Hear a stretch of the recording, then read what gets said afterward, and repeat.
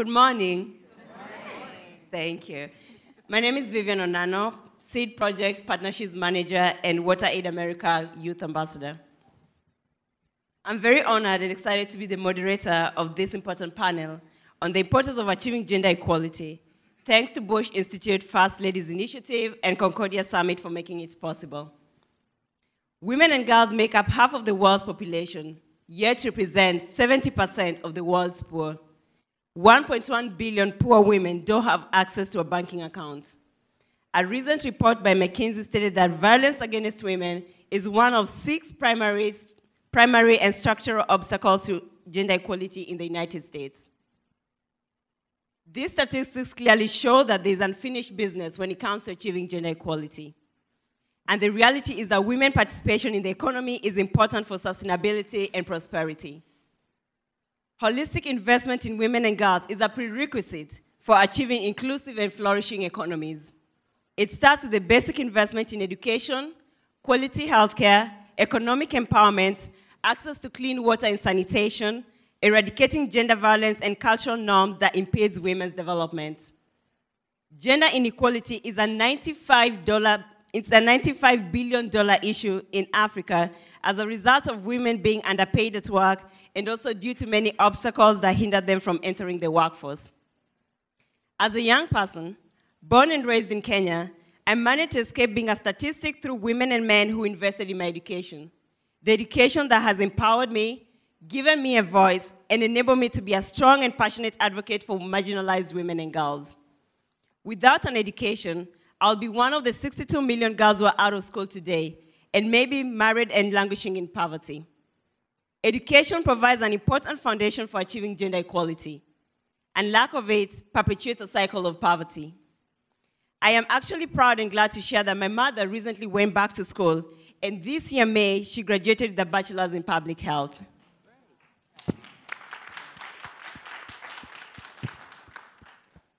Ladies and gentlemen, please allow me to introduce to you my esteemed panelists who will help us understand why investment in women and girls is important for prosperity.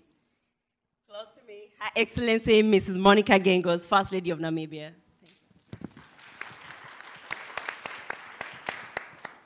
Next, Mrs. Cherie Blair, Chair Omnia Strategy LLP and founder Cherie Blair Foundation for Women. Next, Anita McBride, former assistant to President George W. Bush and Chief of Staff to First Lady Laura Bush. And finally, Jim Jones, Manager Community Investments, ExxonMobil. So my first question to my panelists, in your view, why is the empowerment of women and girls crucial for prosperity, and what are the challenges we need to overcome to creating lasting change? This is why I didn't want to sit next to Vivian. But let me start. I think the why, we all know why it's a problem. You can't talk about inclusive growth when you exclude. So the issue around gender equality is really around exclusion. So what we must be careful of not doing is to exclude from within the gender equality movement. So there cannot be exclusion based on disability. There cannot be exclusion based on race. There cannot be exclusion based on ethnicity. There cannot be exclusion based on people's sexual preferences. Because women are not a homogeneous group of people with the same likes, with the same aspirations. Our aspirations are different, and the issue about removing structural barriers is about giving us the choice. If a woman wants to stay at home and be a housewife and look after her children, it should be her choice, and we shouldn't judge her for that. If a woman wants to work, it should be her choice, and she should not be judged for that by those who do not want to work. But there shouldn't be anything that stops a woman who wants to work from getting to the top in her career, and there shouldn't be anything that stops a woman who wants to stay at home from staying at home and looking after her children. So it's about really removing structural barriers that limits our choice. Well, I was very interested in what you said in your introduction about how education had transformed you, because when we were outside, we both shared a story, because both of us, the First Lady and myself, were the first people in our family to go to university. And each of us had mothers who had not had that opportunity. And I said to her then, didn't I? I said, and I bet you're the first lady to have a university degree, and it hadn't even occurred to her that that is the case. But I was the first wife of the Prime Minister of my country to have a university degree, and it's an indication, if you like, about how women have progressed over the last century through education, and how it's not just a problem in Africa. It was a problem, and there still are problems, in my country, in your country. And yet, if we don't solve these problems, then we are not going to solve the problems of the world. Because time and time again, we know, firstly, as Hillary Clinton said all that time back in the 1990s in Beijing, women's rights are human rights. And if you're really going to solve the problem of the world and you ignore half the population, then you're doing it with one hand tied behind your back. So, I don't think this is a time to be depressed or to get overwhelmed by the task ahead. I think it is a time to be optimistic and to celebrate the strength of women and do all we can to capture that strength and help the women of the world develop. And my foundation do that by doing what we say is developing the 3 C's. So we look at the confidence of women, because often women are told you can't do this, and so they need to have the confidence to know that they can. We look at their capacity, which is all about, in our case, giving women business skills so that they can grow and develop their own businesses. And finally, of course, it's about giving them the C of capital, money, because in this world, it takes money to make things happen. And we've got to make sure that we channel the money in a constructive way to the women who will then use that to finish the job. It's wonderful. And I absolutely agree with the optimism of my 2 distinguished panelists here, because I think every generation of young women stands on the shoulders of the ones who have come before them. And there's a great deal of reason to feel optimistic about how there's a growing sense of investment in women. It continues. We'll hear from Jim Jones as well from ExxonMobil, and they've been a great leader and example of this. Investing in women yields success, economic success, peaceful, more prosperity, and chances for peace in a country. Excluding women is definitely not the way to achieve any one of those goals. And I think, and Vivian, you mentioned the Bush Institute is one of the partners for the summit and for this panel, and are doing exactly that, like Mrs. Blair's foundation and others, developing leadership capacity for women around the world. And again, I think we have a great reason, despite all the challenges in the world, we should really remain optimistic, because there's a collective interest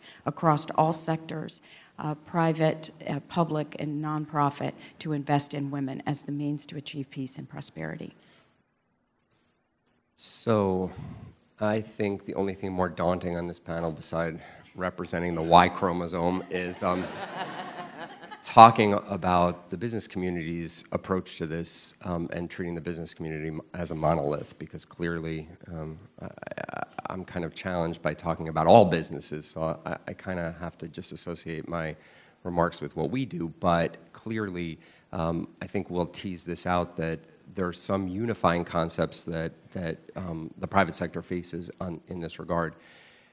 Businesses and business is challenged in a world that's riddled with poverty and ill health and inequities. And clearly, when you have fully half of the world not fully participatory in their economic systems, you're facing a situation by which you have a weaker supply chain, you have less productivity, and you don't have a robust consumer base, or you're not optimizing that consumer base. So I think all businesses approach this issue from an opportunity, not just to make the world a better place, but also to make their own businesses more robust and stable.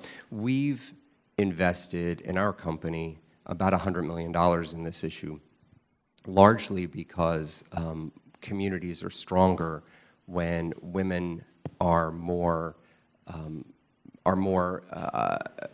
participatory in their economic life.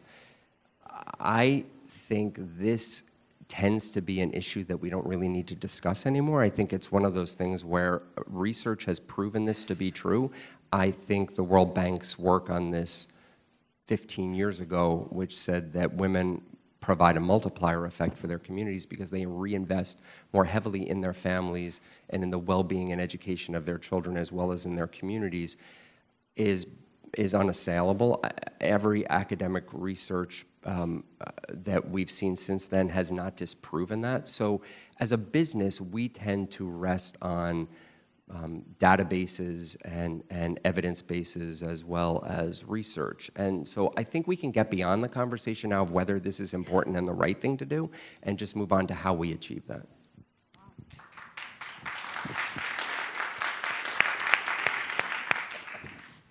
Thank you so much. I think it's clear that education is the basic foundation to empowering women and girls and enabling them to develop a voice of their own. And also, for us to achieve gender equality, we have to remove the barriers, as Her Excellency has just noted.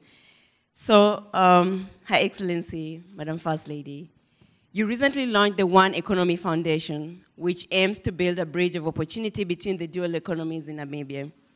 As both First Lady and a businesswoman, what motivated you to create One, and why do you feel it is an important endeavor for the future of your country, especially for women and girls? Thank you. The One Economy Foundation is something I would have done whether I was a First Lady or not. I ran a private equity fund for over a decade. And one thing I noticed very quickly in a lot of the people that came to us looking for funding, because for a long time we're the only private equity fund operating in Namibia, is we often found excellent business operators who are coming to us looking for capital. And they simply didn't have the right capacity to implement. The business plan was good, and we had no doubt the business plan would survive. We just didn't think they would survive. Then we'd obviously have the opposite happening, where people come with bad business plans, but they're actually great business people, but you can't fund the business plan. So our challenge was always getting the right mix of the right jockey with the right plan, and that proved almost impossible. So the people that we realized need help aren't the ones who need funding, because funding is actually not a problem in this globalized world of today. The problem is finding the right people to implement the plan. So I was always going to do some form of capacity building non-profit. So One Economy Foundation was born before First Lady, and I was helped by my husband, who released what's called the Harambee Prosperity Plan. I think that's familiar to you. As a Kenyan. Harambee really is a Swahili word that says we must pull in the same direction. One of the challenges we have is everybody pulling in different directions and almost undoing the work that somebody else has done. So the One Economy Foundation is saying there are too many people in the second economy and too few people in the first economy. So when I talk about first economy from a Namibian context, is I probably personify that first economy a little bit. You go to good schools, you have high-speed internet, you can climb on a plane and be in New York within 14 hours, you've had access to good quality education, and you get remunerated very well for what you do. But that's only 8% of the population. 92% of the population is in the second economy. And it's a risk for any country's political stability to have so many people in the second economy. We'll never live in an ideal world where we have truly one economy, but we need to do a lot of work to integrate these two economies a little bit more. Integration of two economies is not easy. It is messy. There will be mistakes made. There will be people who don't integrate well, but that's not an excuse not to try. But it also makes me ask the same question you've been saying, is we know this is the only way to do it. Why are we still struggling? And I think a lot of that has got to do with attitudes. It's got a lot to do with our own internal biases. If somebody doesn't speak English in a certain way, if somebody doesn't, we have a problem with tribalism. If somebody doesn't speak my language, if somebody doesn't believe in the things that I believe, that's a good enough reason for us to exclude. So we focus on three things. The first being access to capital, access to quality education, but we also look at everything that prevents women from doing their best. And those two things, in our view, in Namibia, is health-related and it's violence-related. We have a crisis with gender-based violence. And I don't think we can say that if women are being abused within the home, they can really perform at optimal levels in the workplace. So we need to do a lot of work in relation to gender-based violence. When it comes to young girls, we have a crisis with sexual violence. The statistic of 1 in 3 having their first sexual debut by force is true. But you can imagine the type of psychological trauma that inflicts and the limiting factors that brings with it. So we have to look at this holistically. We have to look at every single factor that prevents women from doing their absolute best. And that's what the One Economy Foundation really tries to do. I spend a lot of time doing that. Like Cherie here, I still maintain my work that I had before I became First Lady. I work half day there, and the rest of the day I spend at State House. It's exceptionally difficult to juggle it, but I get more pleasure from One Economy Foundation than I get from shouting at people in my office. So that's really what we're trying to do in terms of integrating not only the economy, but I think also integrating people to start looking at each other as human beings and looking at talent firstly, and then everything else second. At the moment, we're doing it the other way around. Thank you so much for the incredible work that you're doing through the One Foundation. Mrs. Cherie Blair, sorry. The Cherie Blair Foundation for Women empowers The Cherie Blair Foundation for Women empowers female entrepreneurs in developing and emerging economies. You have integrated enterprise development, mentorship, and mobile technology throughout your program. How has this holistic approach and collaboration among partners influenced the success of your efforts? Well, I think collaboration is at the heart of what we do. It's enabled us to reach over 136,000 women in 90 different countries. And we've done that because we work in partnerships with companies like ExxonMobil, in partnership with other NGOs, like, for example, Care International, and in partnership with governments, because all three actors need to come together if you're going to really move the needle. Apart from that, we also combine with technology.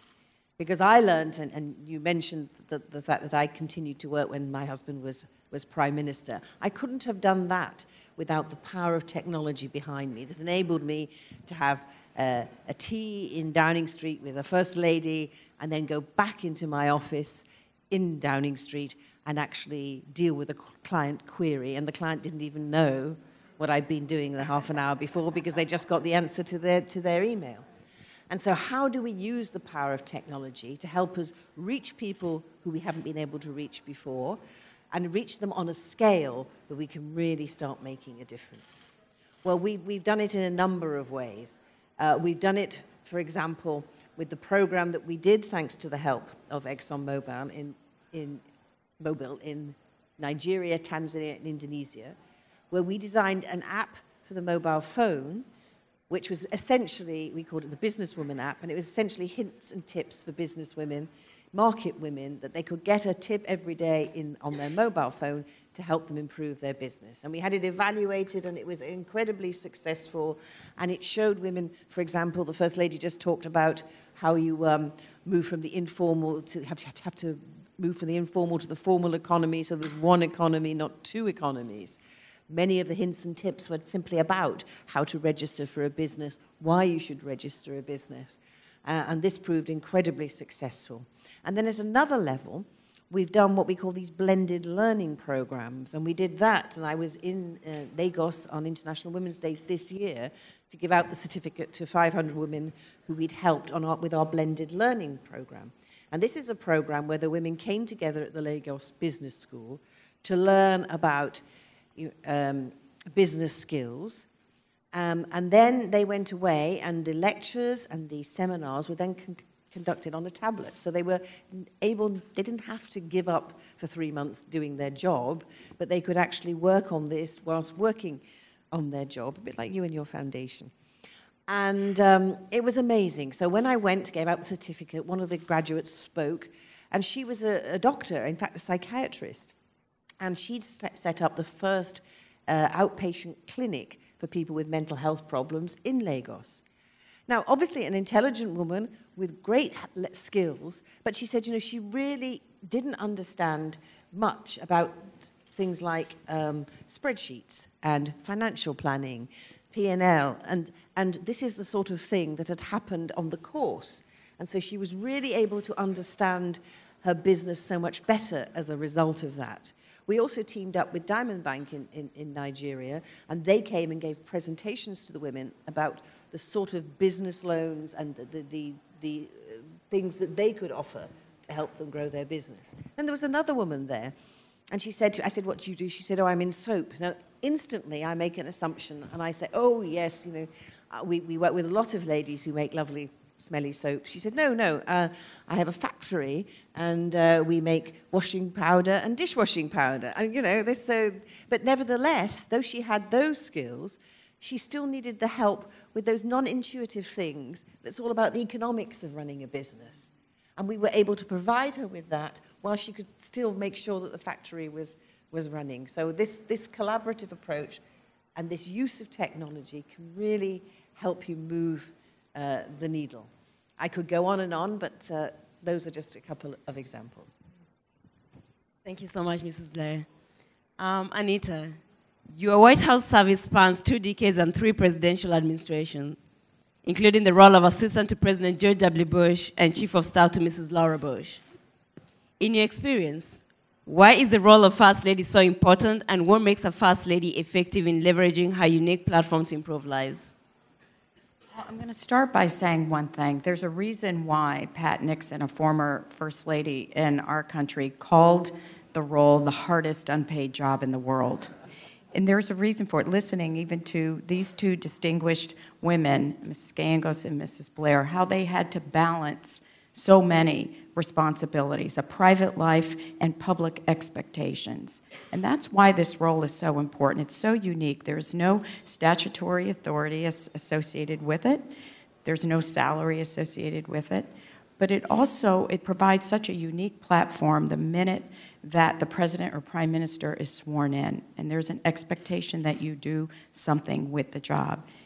And it's best when you can focus and target on issues that you care about, whereas to the desk of the president or prime minister comes every problem in that country or in the world. But for the First Lady, you can pick and choose the issues you want to work on. And with that, you're really able to have an impact. And I think throughout our history, we've seen the advocacy and activism of First Ladies, but there is a growing expectation now that they do even more. So I think that it's a role model for leadership for women. First Ladies are a role model. They've had extraordinary impact on numbers of issues in their countries. Again, I said as they can target issues. Looking at this both globally and domestically, I run a program at American University that looks at the legacies of America's First Ladies, and it's astounding since our founding what First Ladies have done and how they have pushed the envelope, how they have opened doors for people in their country, how they have been the bellwether of changes to come. On the global aspect, through the Bush Institute and also the First Ladies Initiative that they have, and also a program that I had developed before that with African First Ladies, is collectively bringing them together because they want to work on things that matter. They want to have an impact. They want to build partnerships. They want to build collaborations with other First Ladies, and then, of course, with other sectors in their countries. So I think this is a position that is so uniquely able to shine a light on important issues in the country, be a role model for other women. And the fact is, we do have some countries where the head of the country is a man, so is a woman, so the spouse, is a man, and certainly that's a debate going on in our own country, and it will change. It may change the person who's occupying the spouse role, but the fact is, there is still such an expectation that they use it for something good, and that they work on behalf of the people in their country and indeed for people around the world. So I'm a big champion and fan of the role of a First Lady. I've devoted a lot of my time to it. And I'm looking forward to a research publication that will come out in the spring around International Women's Day, a partnership between the Bush Institute and the International Center on Research of Women that is looking specifically at this, highlighting examples of first ladies around the world, what their advocacy has been, what their platform has been, and really most importantly, what the results of their work has been. So stay tuned for that, because I think it's really going to shine a light on this incredibly unique platform, no matter how hard the job is. They rise to the occasion every single time. Thank you so much, Anita. Sure. Jim, as a long-standing partner of organizations, including the Bush Institute and the First Ladies Initiative, and the Cherie Blair Foundation, ExxonMobil has and continues to be a committed advocate for women's empowerment across the globe.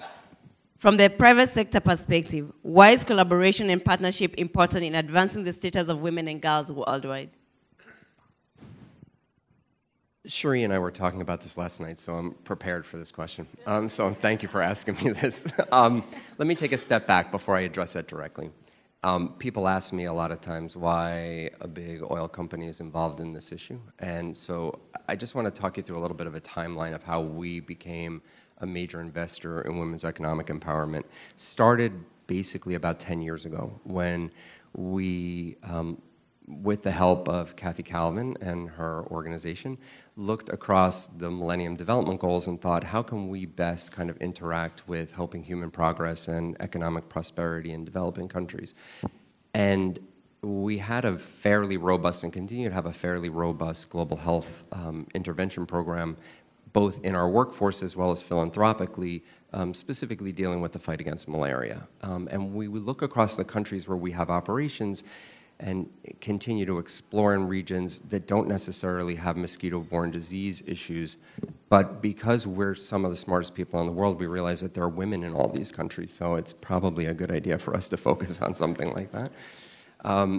And we did start to invest and look at programs dealing with microfinance, dealing with women's business network development, looking at how we can help foster training, management training for women, and also looked really heavily at an issue that was very topical and trendy at the time, which was building schools and making sure that girls had access to education. You remember that Oprah Winfrey went to South Africa and built a school, and then suddenly it became something that was very kind of trendy and interesting for a lot of people to do. I don't know if Oprah's here, but I'm not insulting. Oprah couldn't make it, but I'm not saying that there was anything bad about that. The problems that we faced in countries like Angola and Nigeria, frankly, were that we built schools and then realized that there were 1,000 other tangential issues that went along with the successful educational issues, not just the physical structure, but looking at teacher training and supplies and school supplies. It was way more complicated than just putting together a school building. So we took a step back and took a deep breath and realized this kind of what we called euphemistically diversified giving, which other senior leadership in our company called something else, was really not leading to the results that we wanted it to. So once again, we went to Kathy Calvin and said, how can the UN Foundation help us figure out what are those interventions that are proven to work? What are those that are promising to work? What are the ones that need more research? What are the ones that, frankly, are not working or need help in order to succeed? And the UN Foundation, in collaboration with us, came up with a report that's called the Roadmap for Promoting Women's Economic Empowerment, which you can find online. I think that I encourage you, if you're interested in this space, to look at it either as a funder or an implementer, because it went through all of the academic literature at the time to show what are those interventions that work and which are the ones that are unassailable and proven to work. I think, Kathy, and you know this, I think this was groundbreak research that your organization did, and it continues to be a cornerstone for us in terms of how we approach this issue, both as an implementer and a funder. So, you know, when you look at that and you see that, you realize that when you look at those interventions which are proven to work, partnership is the linchpin to everything. There's no one company, no one government no one civil society actor, no one grassroots, however you look at it, that can do this alone. This is a huge issue, and I have to say, I'm optimistic as well, as the three of you. But I also realize, as you all do, that this is hard work. And it's not going to happen. I think the First Lady made a very poignant point when she said that this requires behavioral change and attitudinal shifts. So we approach this in very much a partnership way, and now I'll tell you what Cherie and I were talking about last night. Can I say? I can say it. But I think what's really important in this is that we have to break the paradigm between being a funder and being a recipient. I think money is important. Look, these conversations aren't really interesting if you don't have the money to support the programs that are effective. So I'm not downplaying the fact that funding is important. But that paradigm of having somebody who gives money and somebody who receives money is really the tip of the iceberg, and not acknowledging the fact that everybody brings their strengths to the table in order to move this forward. We, as a big business, and it's a big company, we don't do the things that Cherie's foundation does. We don't do the research that Anita is capable of, and certainly we don't have the advocacy platform that the First Lady has in her country. So if you don't have those core competencies and those strengths, you're really missing a critical component of this. And last, let me just say that when we work and how we work in this space is very much in a situation where we look at what we can do and what makes us successful and profitable, and we lend those attributes and those core competencies to the organizations with whom we work. So we'll engage at any given time, not just in writing checks. Frankly, if that's what I did, my job would be done in a week and I could hang out for the other 51 weeks. And since I work from home here in New York, that would be nice and I would enjoy that. But it's not what happens. We work to figure out how we leverage that. We've helped with the government relations, we've helped with marketing, advertising, communication strategies, and we've run the gamut on how best we can apply those competencies to this issue and move the ball forward. Thank you so much, Jim, on reinforcing the need for partnerships and the role that it has to play in achieving gender equality and women's empowerment. And thank you, Mrs. Blair, on reinforcing on technology and collaboration, and that it's important on women's economic empowerment. Anita, and on the role of First Ladies as role model, but also taking charge on social issues that most of the time the presidents overlook because of the many issues that they have to address. And thank you, Madam First Lady, for making sure that the Namibian economy is inclusive of everyone and everybody has an equal opportunity to thrive. On to my next question. When it comes to gender equality and challenging societal norms, what gives you hope for the future? And Jim, will start with you. Oh, wow, I get to go first. Right? This is going to sound hokey, what I'm about to say, and I know Anita whispered at me, we're old at one point. I don't know, it was off mic, but she's right. And I think that it's what inspires me to some extent, because I know that a lot of people of our generation think that millennials are entitled and spoiled and go to work whenever they want and kind of, just kind of hang out. I have to say, I am so inspired by the millennial generation and how they have incorporated this behavior change and not adhered to what I consider to be the really pejorative societal norms that people of our generation have had to deal with. So the best hope that I have, frankly, looking all the way down the row, is people of your generation. Do you want me? And I would echo that. I mean, honestly, the millennial generation created Concordia. The two young men that created this is extraordinary. And look at this as a powerhouse of a public-private partnership dialogue, which that is one of the things I am optimistic about. Of course, the other thing that I think what gives me hope for the future is the fact that, at least for the first time, we have potentially a woman to be head of the UN, and I hope that the member states would consider that in their decision. So I think that does give me hope. The partnerships, the collaboration, the access to technology, which in so many countries is as important to electricity for improving your lives and young people, and then also just the opportunity to be around people like you. Thank you. Okay, well, for me, I think I want to celebrate the strengths of women. All over the world, we work with different women who come up against different challenges, whether it's war or whether it's lack of infrastructure or whether it's just attitudes in society that don't take them seriously. And yet, against all those odds, they plant their feet firmly on the ground and they say, this does not mean me. I am going to go on and do it anyway. And to be able to help those women and to help them shine and help them change their societies is one of the greatest things that we can do. And we have our mentoring platform where we link men and women around the world who want to help these women entrepreneurs do good. And we had an evaluation of it. And apart from the fact that the women got a lot out of it and the mentors got a lot out of it, one of the very interesting statistics were over half of the women that we helped went on to give something back and mentor themselves.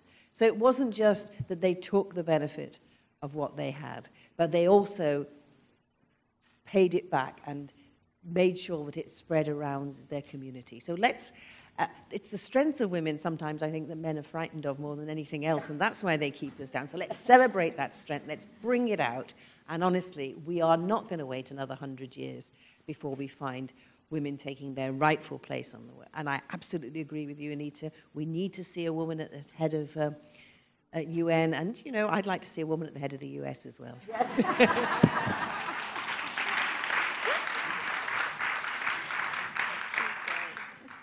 So now I'm going to complain again, because now I'm speaking last. I agree with everything that they said. But the serious point is that what gives me hope is that all of these factors are coming together in one moment. Legal obstacles have been removed.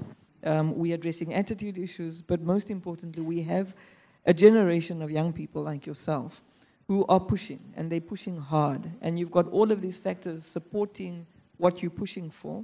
So I think this generation will achieve what maybe 100 years of women have not been able to achieve, because all of the factors are in your favor. And I fell in love with Vivian over social media, because she's such a personification of this generation of young, beautiful African girls who are really taking their place at the table.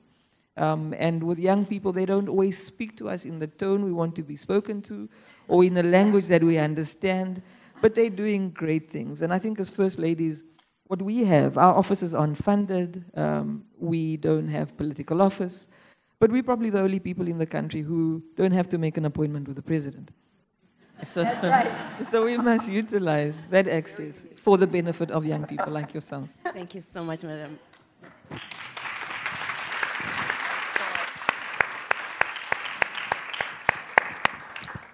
Thank you so much once again. As we wrap up our session, it's very clear that women are powerful engines of development in our economies. And for us to make sure that women thrive in our communities, we have to invest in their skills development, remove all the structural barriers, continue to have more partnerships and collaborations, and also intentional investment in education and eradicating gender violence. So once again, thank you so much to my distinguished panelists for their invaluable insights into this discussion. And I hope that we continue this conversation past Concordia Summit. And Jim, I hope you continue investing more in women's economic empowerment. Once again, thank you to the Bush Institute First Ladies Initiative and Concordia Summit.